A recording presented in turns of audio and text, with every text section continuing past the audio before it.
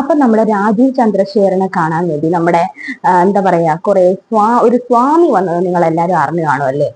അതായത് ഏത് സ്വാമിയാണെന്ന് ചോദിച്ചു കഴിഞ്ഞാൽ അതൊന്നും അറിയത്തില്ല. ഏതായാലും BJP നമ്മുടെ കരമന യൂണിറ്റിലോട്ട് കൊണ്ടുവന്നതാണ്. രാജീവ് ചന്ദ്രശേഖരനെ കണ്ട് ആശീർവാദമൊക്കെ കൊടുക്കാൻ വേണ്ടി വന്നൊരു സ്വാമിയാണ്. സ്വാമി വരുന്ന വഴി തന്നെ പൂർണ്ണ എന്താ പറയാ നഗ്നനായ ഒരു കോവണം കെട്ടി ആ ഒരു രീതിയിലാണ് സ്വാമി വന്നേക്കുന്നത്.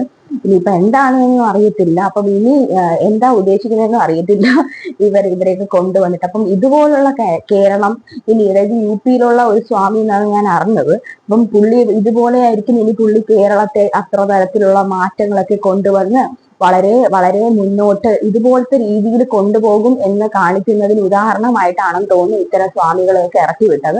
ആരാണെന്നൊന്നും അറിയത്തില്ല. ഏതായാലും കരമന ഭാഗത്തുള്ളവരൊക്കെ ഏറ്റവും വളരെ ജാഗ്രതയായിട്ട് ഇരിക്കുന്നത് വളരെ നല്ലതായിരിക്കും. എന്നാൽ ചൂട് സമയം കൂടെയാണ്.